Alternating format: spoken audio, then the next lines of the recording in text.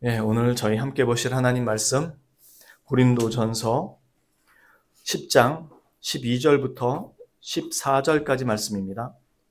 고린도전서 10장 12절부터 14절까지 말씀입니다.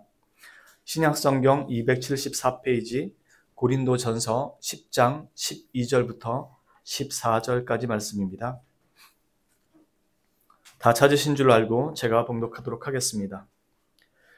그런즉 선줄로 생각하는 자는 넘어질까 조심하라.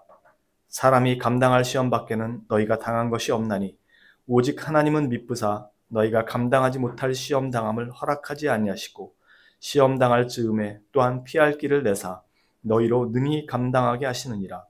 그런즉 내 사랑하는 자들아 우상 숭배하는 일을 피하라. 아멘. 오늘 이 말씀을 읽으면 보통 우리가 어디에 포인트를 많이 두냐면 위로의 측면에서 13절인 사람이 감당할 시험 밖에는 하나님께서 허락하신 것이 없고 피할 길을 내어주신다라는 것에 저희가 많은 중점을 두고 보게 됩니다. 왜냐하면 이게 위로의 말씀이 되니까요. 그런데 이 말이 어디서 나왔는지를 생각하면 우리가 이 말씀을 다시 한번 진지하게 곱씹어 봐야 됩니다. 왜냐하면 이렇게 말씀하신 다음에 뒤에 결론적으로 그렇게 얘기하거든요. 그런즉 내 사랑하는 자들아 우상 숭배하는 일을 피하라가 핵심이고 결론인 겁니다. 우리가 보고 싶은 부분만을 보고 싶어 하기 때문에 시험 당할 때 피할 길을 내주신다라는 것에 더 마음을 두거든요. 그러나 실제로 이 내용의 핵심은 뭐냐면 그러니까 우상 숭배하는 일을 멀리하라가 이 내용의 실제적인 핵심이라는 거죠. 이 내용을 앞에서 시작할 때 이렇게 시작된 거였습니다. 게바파, 바울파 이런 파가 나눠지고 그 파를 나눴던 건 자신들의 지식과 똑똑함과 자신들의 그 어떠한 그 능력들이 남들과 자신들을 구별하는 요소로 작용해서 교만해져 있었던 문제였거든요. 근데 바울 사도는 이 모든 것이 은혜였지 너희가 똑똑해서 그런 것이 아니었다라고 얘기했고, 그리고 9장에 와서는 너희의 그 똑똑함이 네 옆에 있는 사람들을 쓰러뜨리더라로 갔던 거였어요. 왜냐하면 자신들이 이것저것 하나님 말씀 알고 있다고 하면서 행했던 게 연약한 믿음의 사람이 시험에 들게 하는 일이었다는 거죠. 그게 뭐였냐면 우상 숭배를 하는 사람 집에 가서 같이 그 모든 종교적 활동을 하는 거예요. 왜? 우상에 바쳐졌던 고기 먹는 건 아무것도 아니지 않느냐. 그건 아무 문제 아니야. 그러니까 별일 없어 하면서 우상 숭배하는 사람들의 그 자리에 동참해 있었더라는 겁니다. 왜? 나는 그 사람들 숭배하는 게 아니니까. 그래서 마음 놓고 먹었다는 거예요. 그게 오히려 연약한 믿음을 가진 사람들을 시험하게 했던, 즉 내게 가진 그 똑똑함이 네 성도를 갖다가 쓰러뜨리는 일에 쓰여진 것 말고 뭐가 있냐 이겁니다. 그러니까 나는 믿음이 강해, 걱정 안 해도 돼 라는 그 믿음이 강하다는 사실 자체가 상대방을 세우는데 사용된 건 하나도 없고 네 자신이 남들보다 잘났다고 똑똑하다고 하는 것만 사용되는 것밖에는 뭐가 있냐라는 거죠. 이게 바리새인들과 뭐가 다르냐는 겁니다. 바리새인들이 나는 율법 다 지켰어. 너희랑 달라. 난 율법 어긴 적이 없어. 그러나 그 율법이 요구하는 게 뭐였냐 이거예요. 하나님 사랑이 아니었냐 이거예요. 그리고 하나님 사랑이 뭘로 나타나냐는 거예요. 이웃 사랑으로 나타나지 않았었냐 이거예요. 이웃을 사랑하는 일을 실천하지 않고 율법 어기지 않은 것이 자신의 의가 된 것처럼 내가 아는 그것을 행했다라는 게 다른 사람을 시험에 들게 했다면 그게 무슨 유익이 있냐는 겁니다.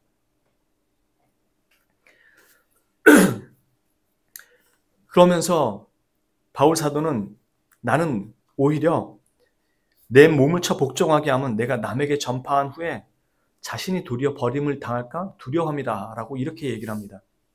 이건 전에 말씀드린 것처럼 구원의 취소에 대한 내용이 아니라 내가 그렇게 수고하고도 오히려 상급을 못 받을까 두려웠다라는 그런 의미로서 쓴 말이거든요. 하지만 동시에 내가 하는 행위 자체가 내가 가진 지식에 부합됐다라는 것만으로 옳다라고 얘기할 수 없고 내가 사도라는 직분 때문에 내가 구원받는다고 얘기할 수도 없다라는 거예요. 내가 이스라엘인이라는 이유만으로 구원을 받을 수 없다라는 겁니다. 이건 오늘날 우리 표현을 하자면 내가 종교란에 기독교인이라고 쓴다고 해서 내가 구원을 받는다라는 게 아니고 내가 교회에 와서 예배한다고 해서 내가 구원받는다라는 것도 아니에요. 그게 나를 구원하는 요소가 될 수 없다라는 겁니다. 지금 바울 사도는. 그게 너에게 자랑거리가 된다면 너는 그리스도인이 아니다라는 거예요. 그러면서 지금 10장에 어떻게 이야기가 나오고 있냐면 형제들아 나는 10장 1절부터 나오는 내용입니다. 형제들아 나는 너희가 알지 못하기를 원하지 아니하노니 우리 조상들이 다 구름 아래 있고 바다 가운데로 지나며 모세에게 속하여 다 구름과 바다에서 세례를 받고 다 같은 신령한 음식을 먹으며 다 같은 신령한 음료를 마셨으니 이는 그들을 따르는 신령한 반석으로부터 마셨으며 그 반석은 그리스도시라. 쭉 우리가 지금 하고 있는 모든 것들을 얘기하고 있는 거예요. 이스라엘인들이 이걸 누렸다고요. 우리도 지금 이걸 누리고 있고. 그런데 그게 네가 구원받은 사람이라고 착각하지 말라는 거예요. 우리 히브리서 보면 그 내용 나오죠. 히브리서 6장에 보면 그 내용이 나오잖아요. 하나님께서 허락하시면 6장 3절 이하거든요. 하나님께서 허락하시면 우리가 이것을 하리라. 한번 빛을 받고 하늘의 은사를 맛보고 성령에 참여한 바 되고 하나님의 선한 말씀과 내세의 능력을 맛보고도 타락한 자들은 다시 새롭게 하여 회개하게 할 수 없나니 이는 그들이 하나님의 아들을 다시 십자가에 못 박아 드러내놓고 욕되게 함이라. 교회에 속해서 교회에서 베풀어주는 모든 은사와 하나님의 말씀까지도 그 맛을 보고 타락한 자들은 두 번의 용서가 허락되지 않는다라는 거예요. 이거 엄청나게 무서운 얘기입니다. 지금 바울 사도가 이스라엘인이 그랬고 그리스도인들이라고 자청하는 기독교 안에 속해 있는 사람들이 그렇다는 거예요. 지금 바울 사도가 이스라엘인들이 어떻게 멸망했는지를 보라는 거고 오늘날 우리에게 그리스도인들이 어떻게 교회에 나온다는 사람들이 어떻게 멸망할 수 있는지를 얘기를 해주는 거예요. 이 대단히 경각심을 가지고 들어야 되는 내용이거든요. 이들이 지금 신령한 반석에서 나오는 물 먹고 신령한 음식을 먹었다고 자부했던 사람들인데 5절부터 뭐라고 얘기하냐면 그러나 그들의 다수를 하나님이 기뻐하지 아니하셨으므로 그들이 광야에서 멸망을 받았느니라.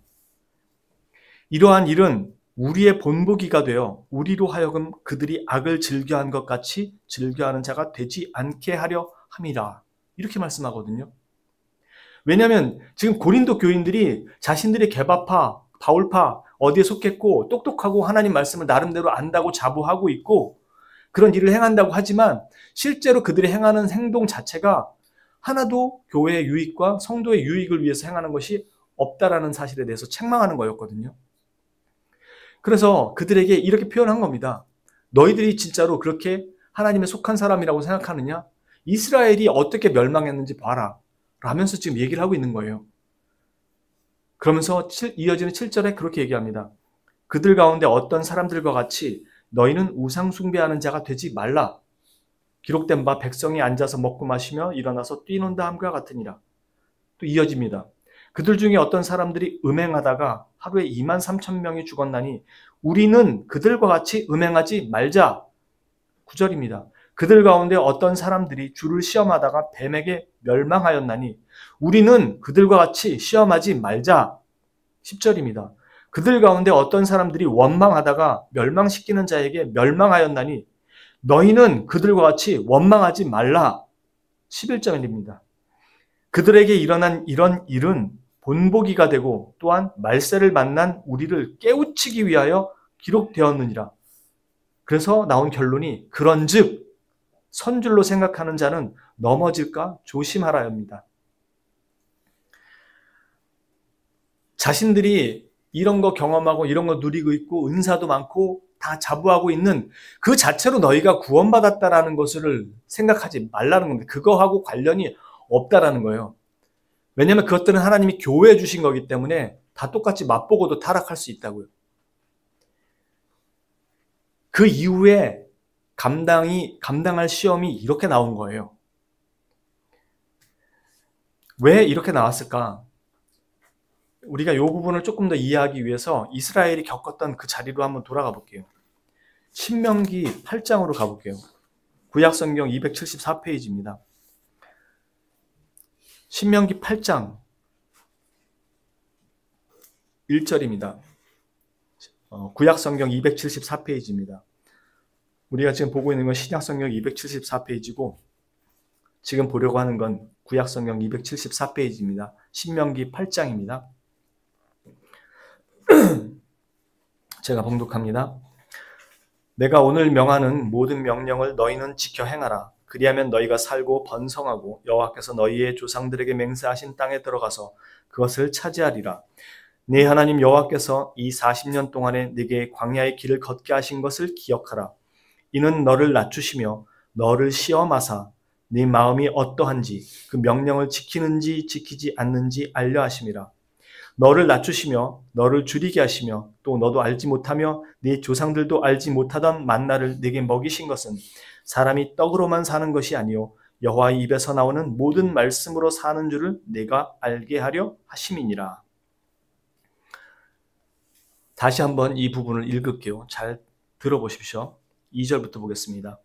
네 하나님 여호와께서 이 40년 동안에 네게 광야 길을 걷게 하신 것을 기억하라.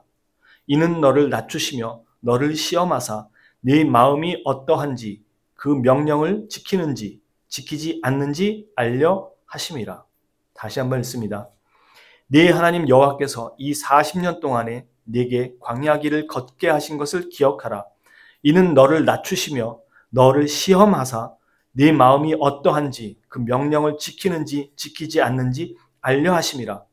너를 낮추시며 너를 줄이게 하시며 또 너도 알지 못하며 네 조상들도 알지 못하던 만나를 네게 먹이신 것은 사람이 떡으로만 사는 것이 아니요 여호와의 입에서 나오는 모든 말씀으로 사는 줄을 내가 알게 하려 하심이니라. 지금 이 말씀을 하셨거든요. 다시 우리 고린도전서 10장으로 와서 신약성경 274페이지입니다. 10장 7절부터 보겠습니다. 그들 가운데 어떤 사람들같이 너희는 우상 숭배하는 자가 되지 말라. 기록된 바 백성이 앉아서 먹고 마시며 일어나서 뛰논다 함과 같으니라. 출애굽기에 나왔던 내용이죠. 우상 숭배, 금송아지 만들었던 거요. 그들 중에 어떤 사람들이 음행하다 하루에 23,000명이 죽었나니 우리는 그들과 같이 음행하지 말자. 민수기에 나오는 내용입니다. 이방 여인들, 모압 여인들, 그 사제들이라고 하는 모압 여인들과 음행을 했던 이야기입니다. 그들 가운데 어떤 사람들이 주를 시험하다가 뱀에게 멸망하였나니 우리는 그들과 같이 시험하지 말자. 가데스 바네아에서 회군하고 먼 길을 돌아서 가는 과정에 이들이 먼 길 돌아가는 거에 불평불만을 하다가 뱀에게 물려 죽죠. 그들 가운데 어떤 사람들이 원망하다가 멸망시키는 자에게 멸망하였나니 너희는 그들과 같이 원망하지 말라. 이들이 한두 번 하나님을 원망한 게 아니었죠. 지금 우리가 민수기 읽었을 때 뭐라 그러죠? 하나님께서 너를 낮추시고 너를 광야로 인도하셔서 줄이게 하시고 그 어려운 길을 걷게 하신 모든 것들이 너를 시험하사 하나님의 말씀을 지키는지 지키지 않는지 알려 하심이라 라고 얘기했습니다. 분명히. 그리고 만나를 주셨던 이유는 그들이 하나님의 말씀으로 살아간다라는 사실을 깨닫고 알게 하려고 하셨다라는 겁니다. 지금 여기에 나온 이 내용들을 정리해서 얘기하자면 너희는 너희가 스스로 올바르고 잘난 줄 알았지만 모두가 은혜 아래 있었던 것이 아니냐라고 바울이 얘기했던 거고, 그런 너희가 가진 그 하나님에 대해서 알고 있는 지식이 단 하나도 네 사람, 옆에 있는 사람들을 위해, 교회를 위해 사용되지 않고 자신의 신앙의 똑똑함이나 올바름을 증명하는 정도로만 사용되고 있다면 그거는 잘못된 것이다 라고 바울이 얘기를 합니다. 그 본보기가 누구였냐면 자신들이 애굽 땅에서 하나님으로 말미암아 출애굽했고 많은 것을 누리고 있다고 생각했던 그들이 대부분이 멸망당했다. 자신들은 하나님의 선택받은 백성이라고 생각했고 구원받은 백성이라고 생각했던 그들이 어떻게 멸망했는지 너희들은 이미 보고 알고 있지 않느냐. 너희들이 가진 그 정체성, 그게 너희를 구원하는 게 아니다라는 거예요. 너희를 구원하는 것이 무엇인지를 다시 한번 정확히 깨달으라는 겁니다. 그래서 선줄로 생각하는 사람은 넘어질까 조심하라고 얘기합니다. 그러면서 나온 내용이 뭐냐면 사람이 감당할 시험밖에는 너희가 당한 것이 없나니 오직 하나님은 미쁘사 너희가 감당하지 못할 시험 허락하지 않으시고 피할 길을 내어준다라는 거예요. 왜 이렇게 하셨냐고 한 게 신명기에 나온 말씀이었던 거예요. 왜 그렇게 하셨느냐? 하나님의 말씀을 지키는지 안 지키는지 알게 하려 하신 것이었고 그렇게 하신 이유는 하나님의 말씀으로 살 수 있다는 것을 너희들이 분명히 알도록 하기 위한 것이라는 겁니다. 즉 하나님의 거룩한 백성으로 만들기 위해서 부른 거지 단지 천국에 슥 집어넣기 위해서 부른 게 아니다라는 거예요. 왜? 천국이라는 곳이 어떤 곳인지를 알도록 해야 되니까. 그렇기 때문에 내 사랑하는 자들아 우상 숭배를 멀리하라. 이 말은 단지 우상을 숭배하는 것을 말하는 것이 아니라 우리가 살아가는 모든 일상에 있어서 하나님을 다 뒤로 밀어놓고 그 하나님 대신에 앞에 와 있는 모든 것들이 우리에게는 우상이 된다는 거예요. 그게 죄송한 얘기지만 그게 내 가족일 수도 있고요. 내 자녀일 수도 있고 내 직업일 수도 있고 내 비전일 수도 있고요. 내 삶의 모든 다른 것들일 수 있어요. 심지어 건강일 수도 있고요. 뭐 돈은 두말할 것도 없고. 이스라엘이 광야를 걸으면서 하나님께서 알려고 했던 건 하나님의 말씀을 지키는지 안 지키는지 알려고 하셨던 거고 그들의 목숨조차도 하나님이 지키신다는 사실을 만나를 통해서도 분명히 보여주셨어요. 만나를 저장하면 다음날 썩어요. 그런데 6일째 거둔 건 다음날 안 썩는다고요. 그건 내가 너희들 생명을 지키고 보존한다는 모든 사실을 보여줬다고요. 그런데 그 만나를 먹었던 너희들도 다 죽었다 이거예요.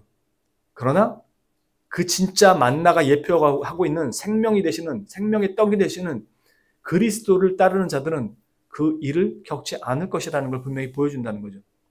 그리스도를 따른다는 게 뭐냐 이거예요. 그리스도를 따른다는 건 달랑 천국 들어가는 게 아니고 그리스도께서 걸어가신 모든 걸음을 따라간다는 겁니다. 이게 정말 중요한 거예요. 그러니까 그런즉 선줄로 생각하는 자는 넘어질까 조심하라 이 말 속에는 우리를 향한 경각심을 주는 말들이 그 안에 분명히 담겨 있는 거예요. 분명히 구원이 취소된다는 의미로 지금 바울이 이야기를 하고 있는 건 아니에요. 그러나 우리에게 네가 구원받은 사람이라는 사실을 뭘로 확인할 거냐 이거예요.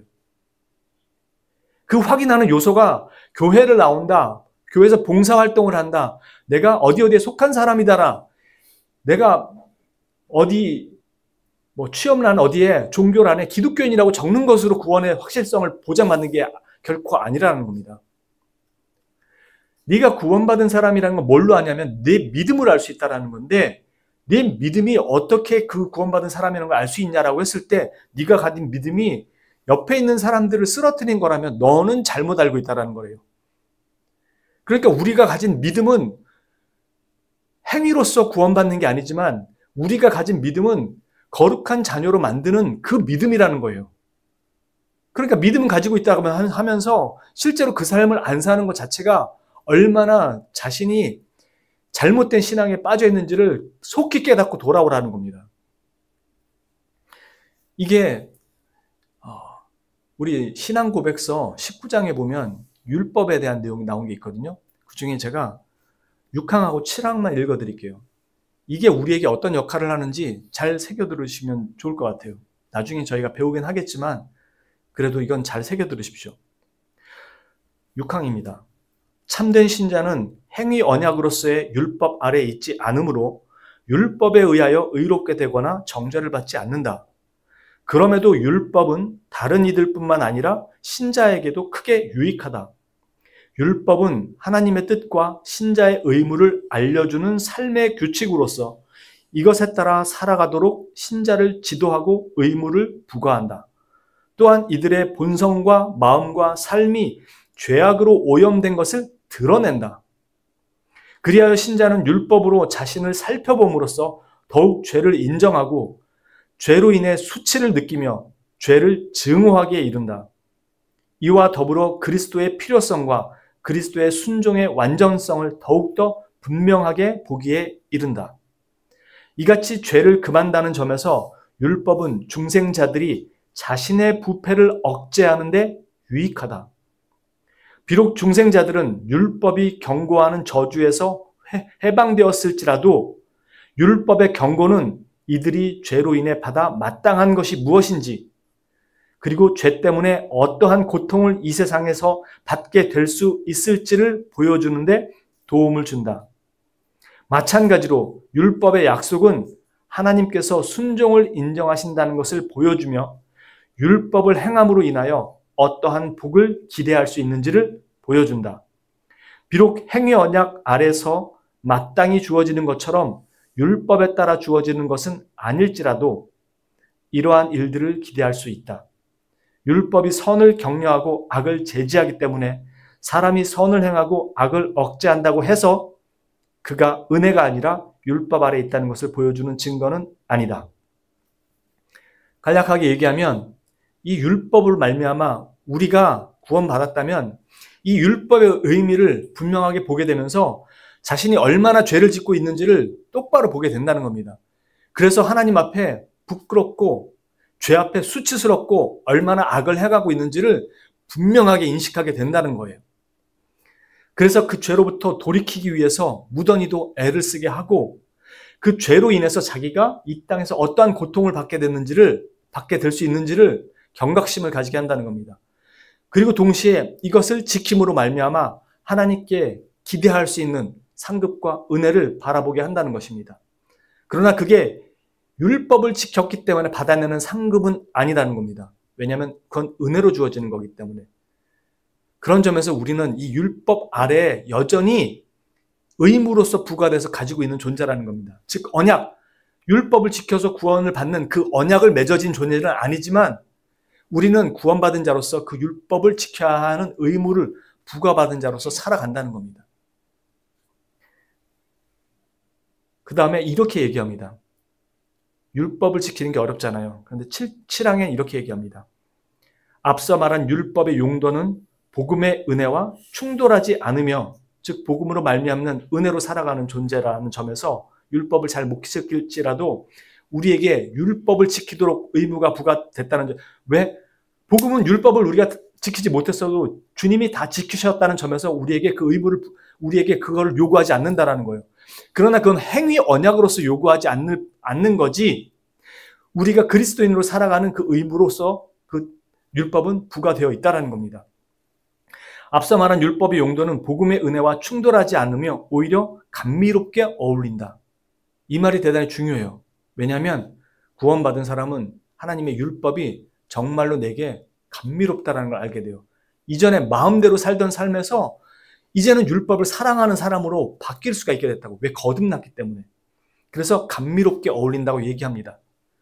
곧 그리스도의 성령께서 사람의 의지를 다스려, 이 부분이 제일 중요합니다. 곧 그리스도의 성령께서 사람의 의지를 다스려 율법에 계시된 하나님의 뜻이 행하라고 요구하는 것을 자유로이 그리고 유쾌하게 행할 수 있게 하신다.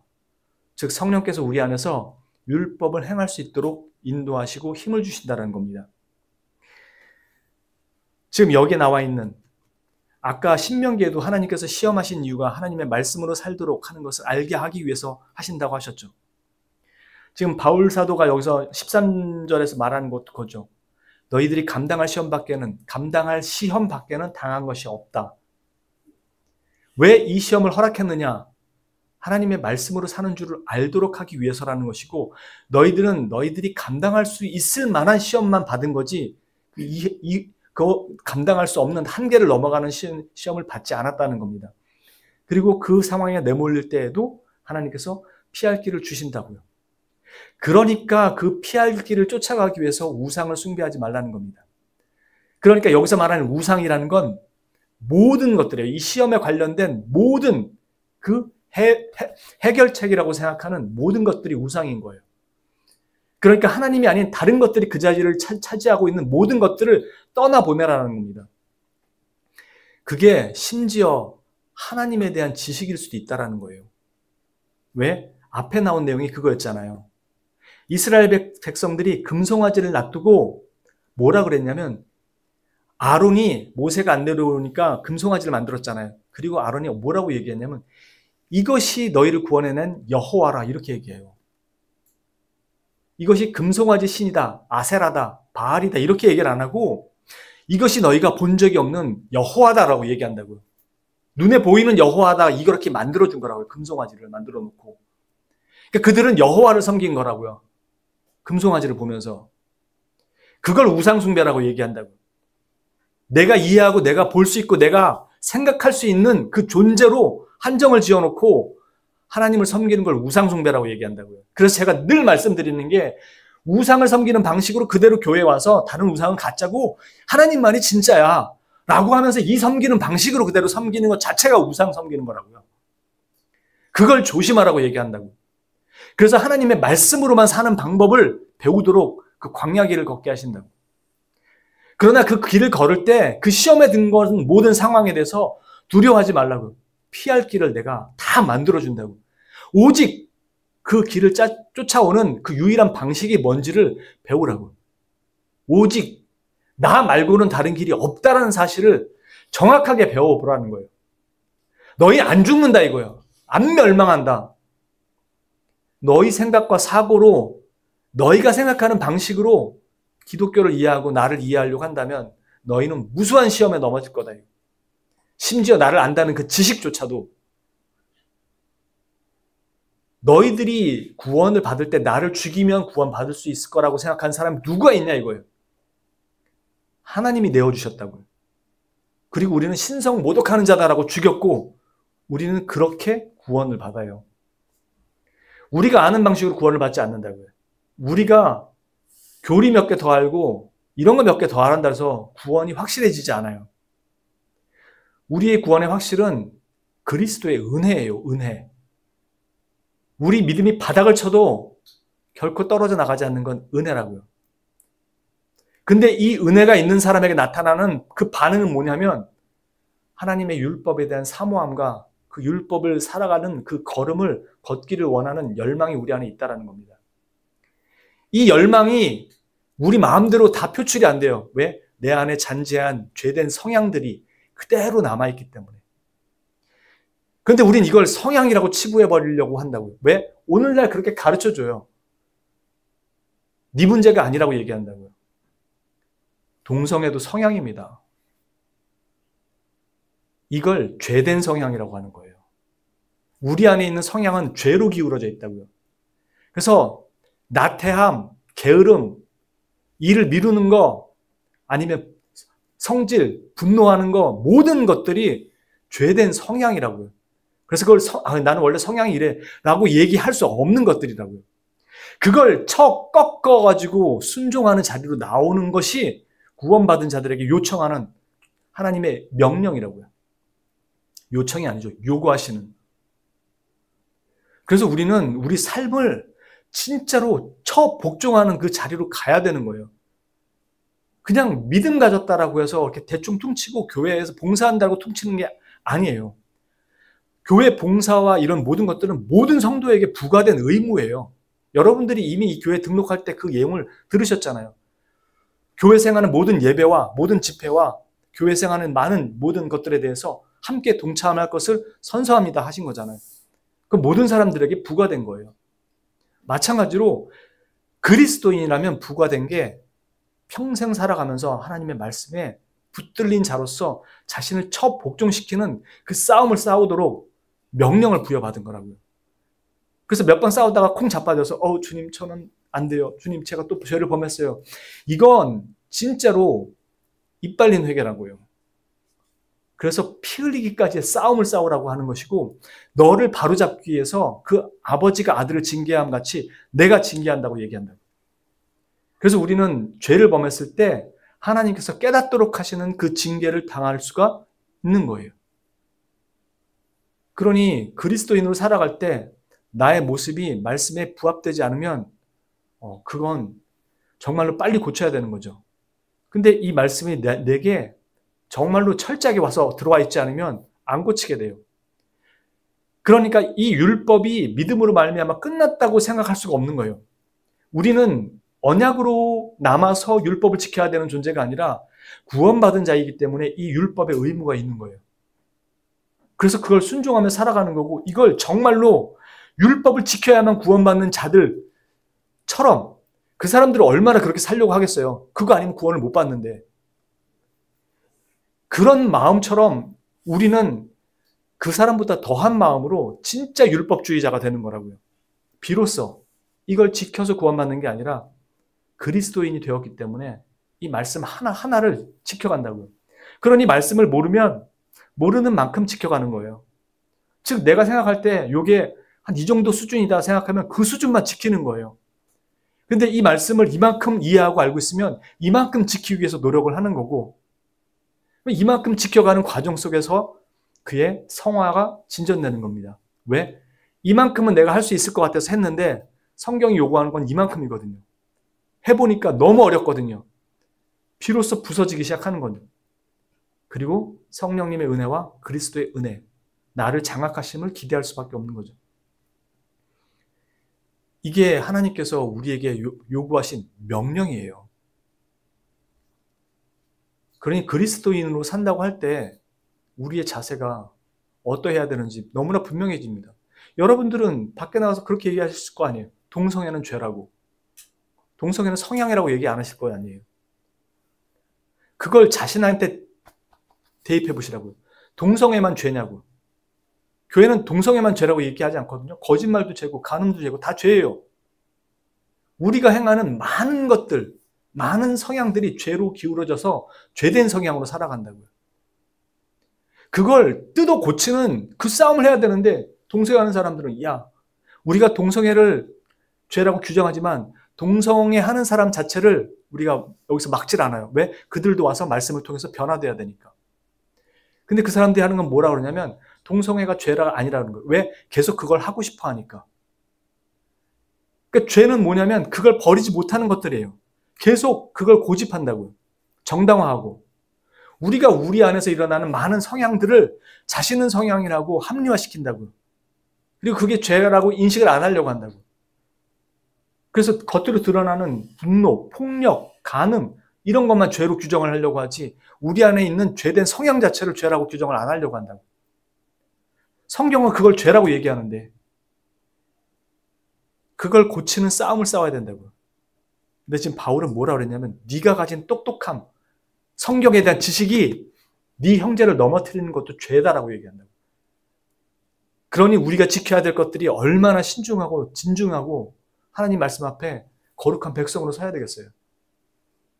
이게 성경이 얘기하는 복음의 힘이에요. 복음의 능력.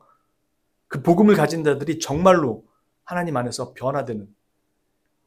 그래서 믿음을 가졌다라는 건 그냥 은혜 안에 살아간다고 이렇게 가볍게 생각할 수 있는 문제가 아닙니다. 그래서 은혜 안에 붙들린 사람일수록 진정한 율법주의자가 돼갑니다. 여러분들이 진짜로 거듭난 하나님의 백성으로의 율법주의자가 되기를 진심으로 제가 소망합니다. 물론 목사인 저부터 변해야 되지만 쉽지 않습니다. 어렵습니다. 왜냐하면 오랜 자신의 습성을 뜯어 고치고 버려야 되니까.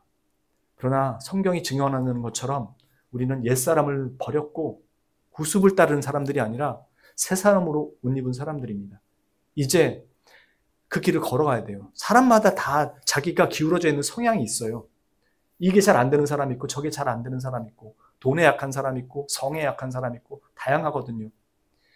그것들을 주의 말씀을 기준으로 바라보면서 진짜로 꺾는 싸움을 싸워야 돼요. 젊은 친구들이야 여전히 놀고 세상 사람들하고 가까이 하는 것들이 아직은 더 좋으니까 그럴 수 있지만 나이가 30, 40대고 아이들 키우고 하면은 이제 세상 볼 거 없다 싶어서 하나님 앞에 조금씩 돌아오잖아요. 그래도 우리가 가야 될 길이 너무 멀어요. 분명하고. 하나님께서 죄라고 말씀하신 것들이 분명히 무엇인지를 가슴에 깊게 인식하고 그것들과 맞서 싸우고 벗어나기 위해서 무던히도 애쓰며 살아가야 됩니다. 그때 하나님께서 여러분들에게 기대할 수 있는 것보다 훨씬 더 큰 상급으로 여러분들에게 베푸실 겁니다. 그건 확실한 겁니다. 내가 하나님의 백성으로 살고자 하는데 그걸 마다할 하나님은 안 계시니까요. 저와 여러분이 이 상급을 기대하는 그 상급을 기대하는 소망 자체가 나쁜 거 아닙니다. 왜 하나님의 말씀을 쫓아서 살아가는 그 속에 하나님 베푸시는 은혜를 기대하는 건데, 그리고 그 상급의 궁극적인 최선이 누구예요? 주님입니다. 그걸 보고 달려가는 거예요. 돈 없는 사람이 상급 바라보고 돈 주실 거가 아니고, 돈 없어도 살아가는 이 세상이 내가 죽게 붙들린 바 됐다라는 그 자체로 그리스도께서 오는 그 은혜에 대한 그것을 갈망하면서 가는 거예요. 그리고 그걸 베푸시는 거예요, 하나님께서. 근데 내가 그 길을 걷지 않으면 누리기가 힘들어요. 이건 거래의 문제가 아니라 우리를 그 자리로 훈련시키시는 하나님의 섭리 때문에 그렇습니다. 여러분들이 애들이 이렇게 자라기를 바라면서 여러 가지 상급을 걸 때 그렇게 하는 이유가 뭡니까? 상급 주려고 하는 게 아니라 그 아이들이 그렇게 성장하기 위해서 하는 거잖아요. 주님이 우리에게 하시는 것도 그거예요. 상급이라는 어떤 선물 때문에 하는 게 아니라 그 자리로 오기까지 인도하시는 거예요. 왜? 우린 아직까지 꼬맹이 애들의 수준에 밖에 안 되어 있기 때문에. 나중에 되면 그 상급을 기대하지 않습니다, 우리도. 왜? 내가 너희의 분깃이라고 분명히 말씀하기 때문에. 그 자체가 우리에게 상급이기 때문에 그거 바라보고 가는 거예요. 저와 여러분이 진정한 율법주의자로, 진정한 하나님의 백성으로 그렇게 살아가는 은혜와 복락을 누리실 수 있기를 주님의 이름으로 축원합니다. 기도합니다. 거룩하신 주님, 우리는 하나님의 백성으로 부름을 받았고 이 시간을 그렇게 걸어가고 살아갑니다. 하나님께서 베푸신 은혜가 크고 하나님께서 행하시는 일들이 놀랍습니다. 하나님 바라옵기는 우리가 진정한 하나님의 거룩한 백성으로, 진정한 하나님의 율법주의자가 되어 이제는 죄와 사망에서 벗어난 해방된 자로서의 그 자유를 가지고 하나님의 법을 지켜가는 능력 있는 자유를 가진 자가 되게 하여 주옵소서. 그래서 이 땅에서 하나님을 드러내고 하나님을 증거하는 하나님의 백성으로 살아갈 수 있도록 역사하여 주옵소서. 이 모든 것들을 감사드렸고 우리를 구원하시며 거룩한 백성으로 살도록 인도하시는 우리의 유일한 구속주여 인도주 되시는 구주 예수 그리스도의 이름으로 감사드리며 기도합니다. 아멘.